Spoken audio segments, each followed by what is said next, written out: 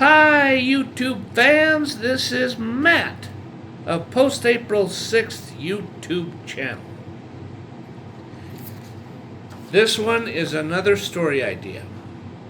The story idea I call is plot and story info about Andy Burris of Arizona. So why don't I start with the plot, which is basically an outline. The full name of the character is Andrew Lawrence Burris, B-U-R-R-I-S. Date of birth, November 17th, 1933. Place where he was born, Alton, Illinois. Before I go any further, I've talked to a few people who actually live in Alton, Illinois. They don't sound like that Chicagoan, they don't have that Chicagoan Midwestern accent. They actually have a Southern accent. I think one of the reasons why is because I believe Alton, Illinois is close to Kentucky. Yeah, they talk like Southerners. But anyways, I'll go on. Employment history. Groundskeeper at a outdoor rifle range near Flagstaff, Arizona. From October 24th, 1969 to October 22nd, 1989. Overnight armed security guard of a Federal Reserve U.S. currency branch near Flagstaff, Arizona. From February 3rd, 1958 to October 4th, 1969. Grocery clerk at a small grocery store near Alton, Illinois from November 28th, 1952 to 1958. So that means that he, the job as a grocery clerk at a small grocery store in Alton, Illinois, that was his first job. And the residence that he has, that is the main plot of the story, is a two-bedroom, two-bathroom house in Parks, Parks, Arizona. Yeah. Sorry, I misspoke.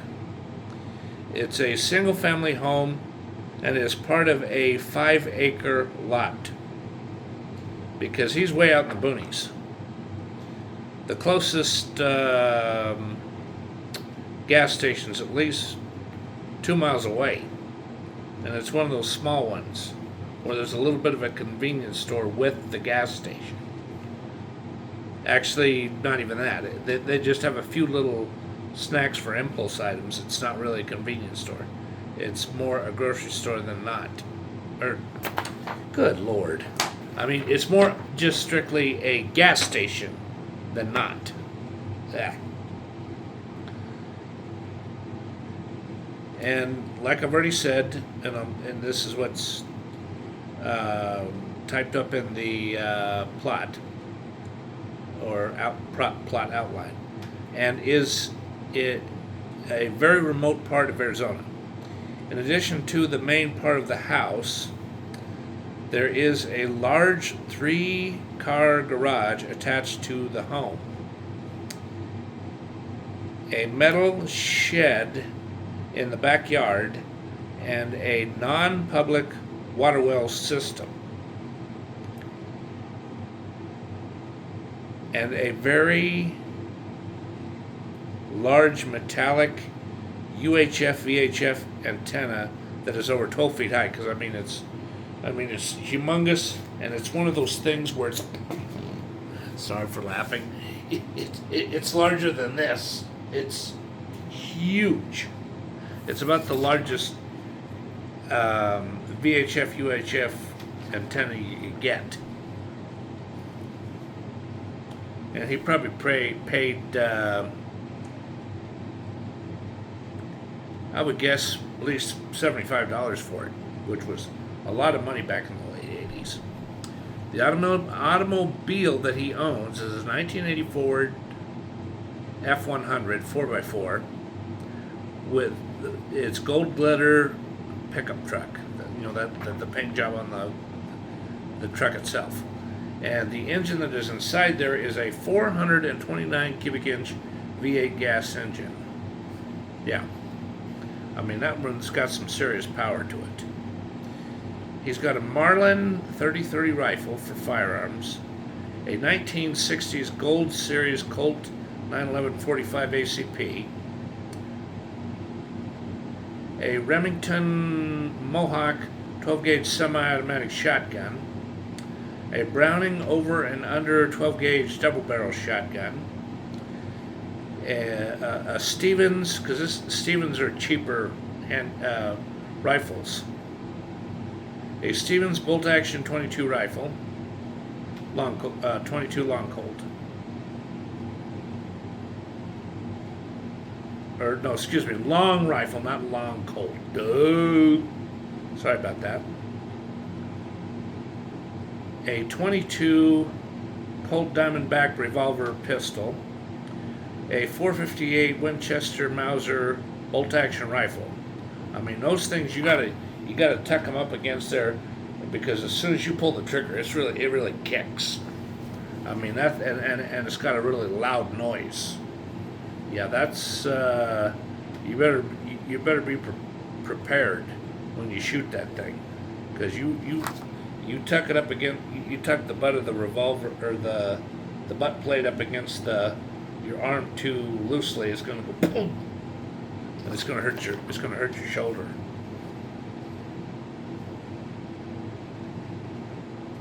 And it says all firearms are stored in a dark brown gun safe that is locked with a traditional dial safe combination. Value of the home and property, $29,000. It was a short sale that he got in on September. And the official purchase date was September 4th, 1989. That was located in, again, Parks, Arizona. The home would have the normal cost of over $62,000, but due to the serious recession in Arizona at that time, the home sold at an ultra inexpensive price after being vacant for over 15 months. It didn't need a lot, but it needed a little bit of fix-up. Needed some plumbing fix up, and they had to do a roach spray, and it also had some electricity problems, but all that got fixed. And it says timeline of story, March 12th, 1990 to April 2nd, 1990. Height of Andy, 5'8". Weight of Andy, 154 pounds. So he's not small frame, but he's just a little. He's a little bit past small frame. He's medium frame guy. Color of hair, reddish blonde.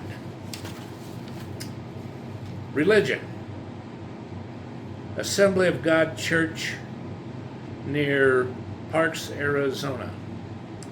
Memberships, life member of NRA.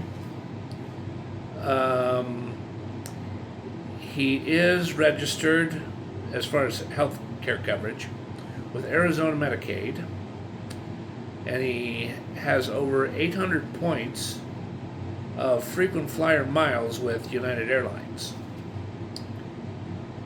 And he's a security consultant for, and this is the name of a church.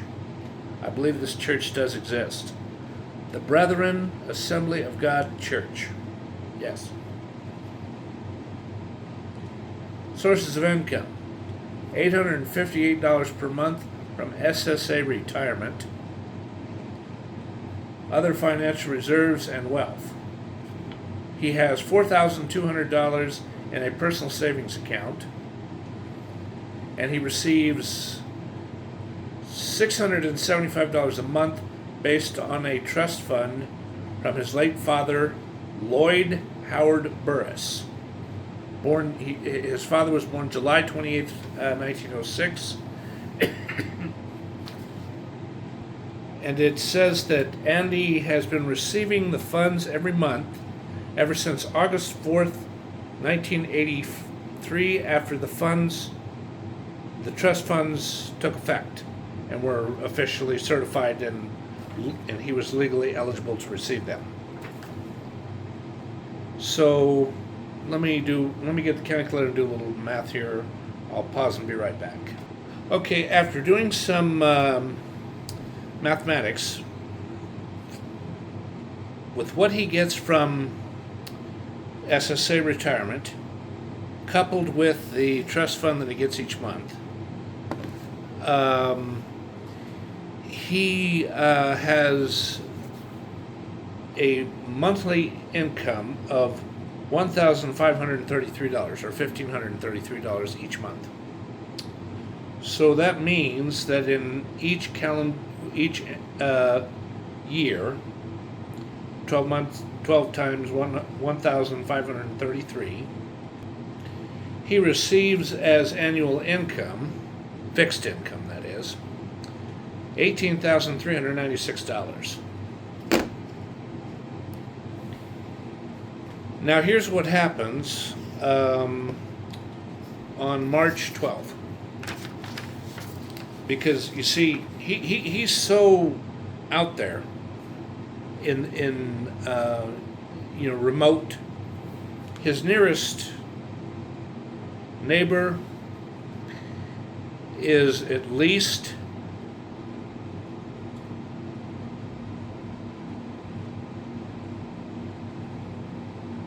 14 city blocks away. That would be the equivalency of 0.5 miles or half a mile. And just a sec. That means that if, from inch to inch, door to door, his neighbor, away from Andy Burris, is at least 2,640 feet, or as far away as this much, 2,900 feet.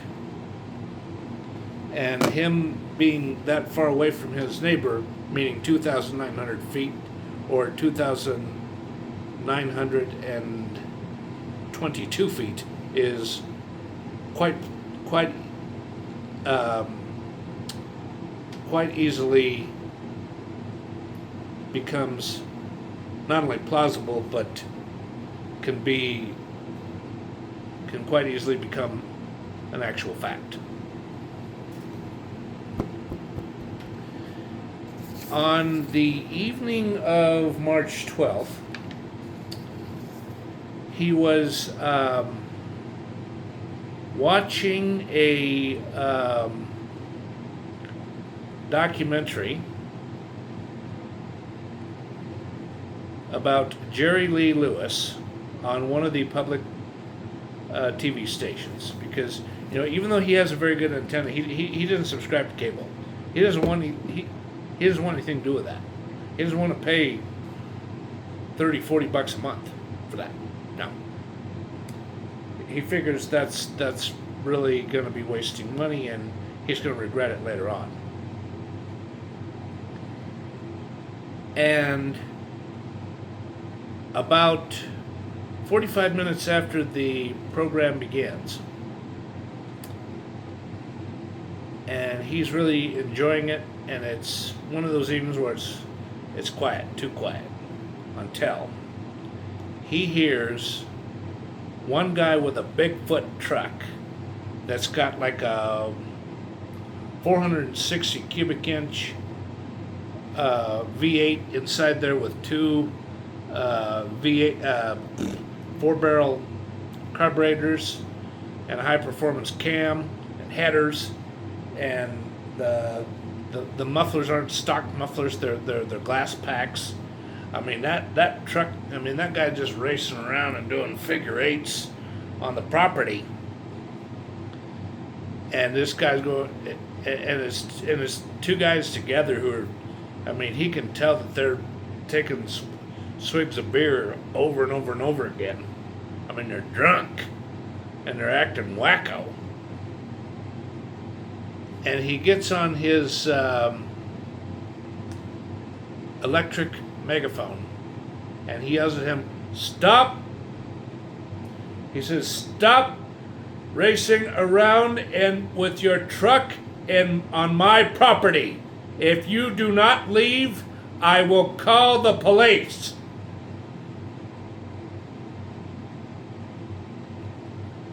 And they go, "Okay, we're sorry. We'll get out of here, sorry." And they drive out.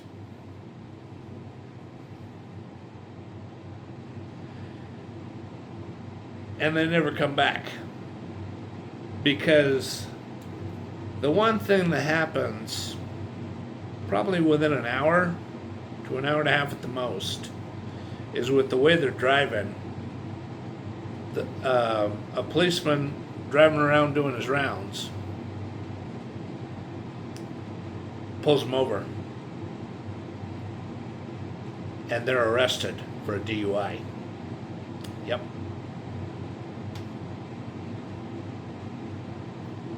One guy's arrested for it's the driver. He's arrested for a DUI, and the guy that's with him is arrested for drunken disorderly conduct.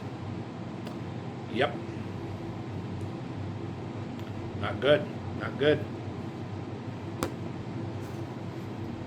Those guys did not drink responsibly at all. I mean, the people with the Bigfoot truck that's really souped up. Okay, a couple of nights later, it's March 14th. He gets a call from this girl who's got this really attractive voice. And she says, "Mr. Burris, you've been selected for a free trip to Hawaii." And he says, "No, I haven't." She says, "Yes, you have. If you can just give us your credit card or your ATM card, we can send you tickets for only $8. He says, "That's against the law."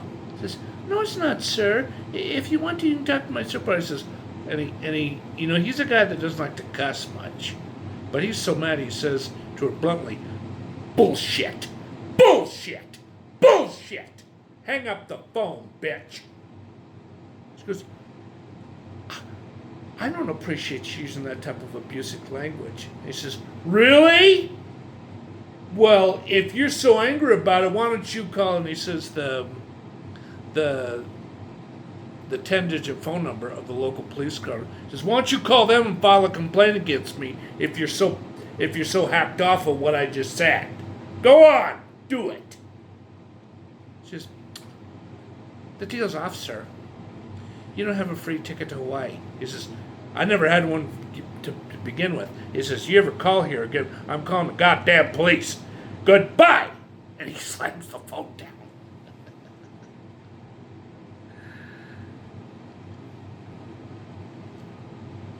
Just a sec. Okay, I had to stop to console my kitty because I was shouting a little bit too loud.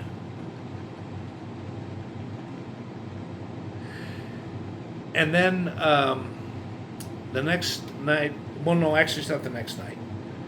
It's March 16th.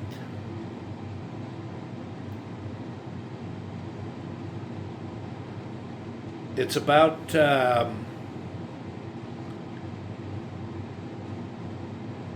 9:55, 10:02, somewhere in that ballpark at night. And this lady comes knocking on the door, and he can tell by looking at her, you know, by her eyes and how she reeks of alcohol. She is really frickin' schmuckered. I mean, she's drunk as a skunk. He says, well, I was just looking for the place on Corral on State Road 44. He says, this isn't State Road 44. This is County Road 43. You're in totally the wrong part of Arizona. I am? Yes, ma'am. And I can tell you're really drunk. No, I'm not. He says, yes, you are. No, I'm not. He says, yes, you are. He says, I am not. I don't appreciate you talking to me like that. He says, okay. Well, I tell you what. Just a second. And he shuts the door. And then he comes back with a trimline phone. He says, here, use the phone. For what? Call the police. The number, there's a sticker right on my trimline AT&T phone. Call them. Go ahead. Go ahead. It's like, fine. I'm not coming to this area again. He says, good. Get out of here before I call the cops. Leave. And he slams the door and he leaves.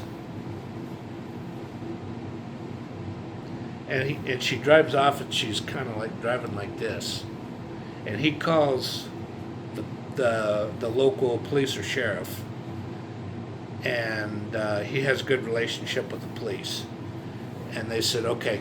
All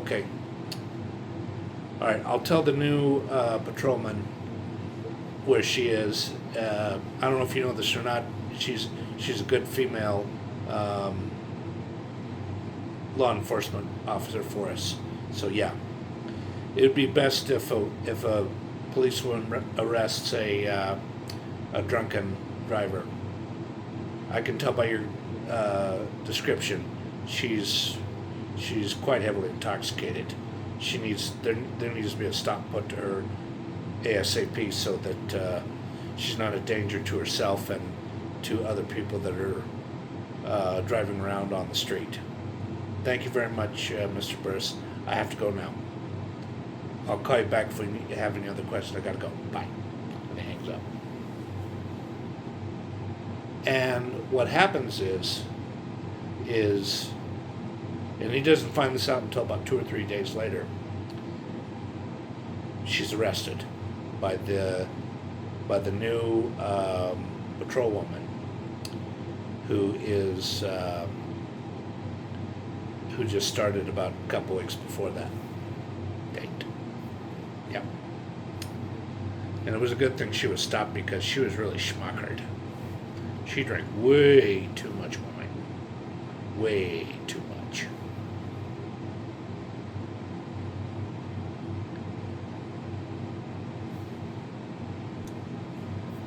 Okay, on March 22nd, after he did some things where he did some lawn mowing in one of those riding lawnmowers to mow down all the weeds, and then he'd rake it up, and he'd shovel it up into his truck, and then he'd ride into town, and then he'd dump it at some place that would take stuff like that. It wouldn't be the city dump. It would be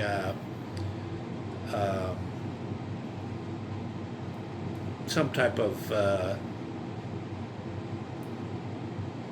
organization that would deal with stuff like that, like landscaping company or something. And then on March 22nd, no, actually, let me correct that. March 23rd, he went to bed at roughly about 11:30, the 22nd. He wakes and he sleeps. He's really snoring away. And about I would say 150 to 200 feet away from his house, there's a guy in a really spiffy 1980 jet black Camaro that had bull horns, you know, pointing out about like this, centered on the hood. And he's listening to some really heavy metal rock. And he doesn't want to go up and confront the guy because this guy's got a thick beard, and you know, when he lifts his hands up to do stuff like this or go like this with soda pop or whatever, he can tell this guy's really muscular. So he calls the local police, and even though there is a bit of a struggle and two officers have to get the guy out of there, and as he's being arrested, they have to hold him down while they handcuff him. I mean, this guy was really hard to get a hold of. And they get him into the car and into the police car, and they keep really talking very belligerent to him. You know, the policemen do this, and they get him to stop acting like a wacko, because you know they basically say to him, he says, "You keep acting like this, you're looking at over 2 years in state prison. You better settle down, and you better cooperate with us. In fact, you may be sentenced to imprisonment that would be longer than 2 years. You better really cool off and calm down," or words to that effect. And they do that. And then what happens about an hour later, a special, I would assume that it would be a corporation that would do this, or if it's not a corporation, it is not CDOT, because, you know, CDOT's Colorado. It would be something like, I guess, called AZDOT, Arizona Department of Transportation. They get one of those big rig towing trucks, and they put it on the hook the way they're supposed to, and they haul it off, and they have that car impounded. Oh yeah.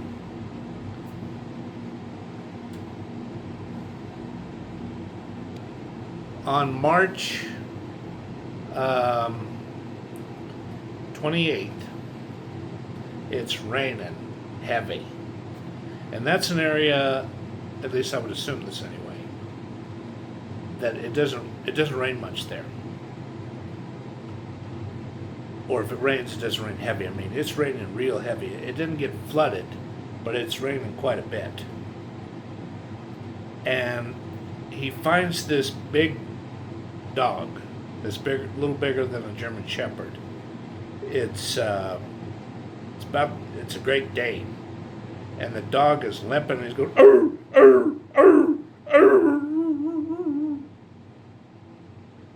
And what he does is he calls animal control, and animal control comes out within about 10 minutes, because he's wandering around near the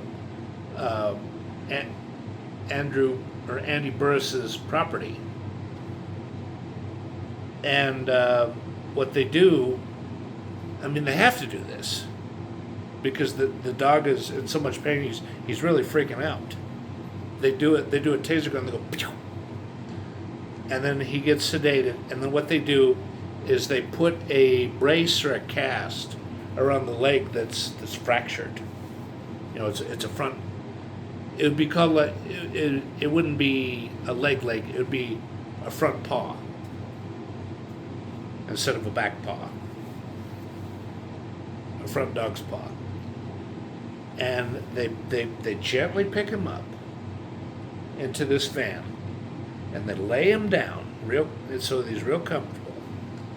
So there's padding, kind of like a bed that's got extra, like those, the topping on there. It's called like a feather bed or a cushion bed. And they get him to veterinary care, and they get him all fixed up, nursed back to health.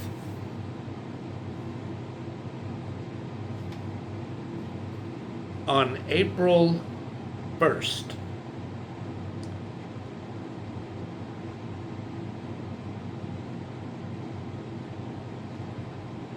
what happens is there is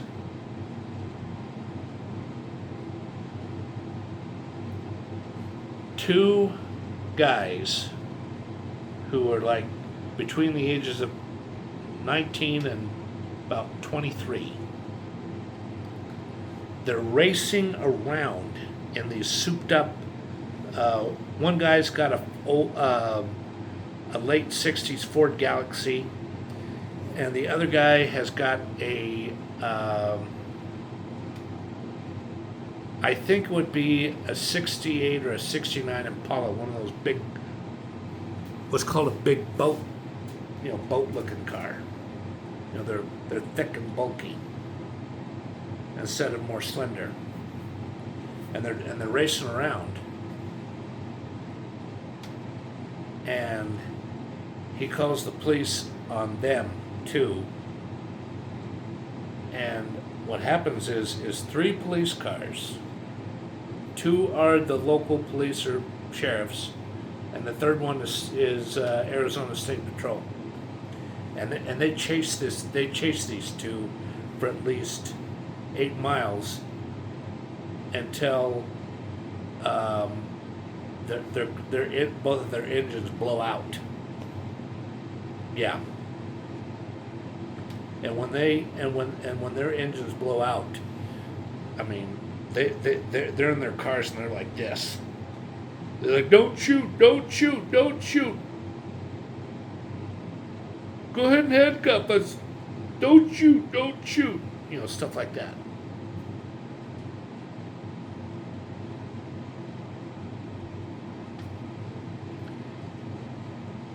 Well, that's about the only story ideas I have that would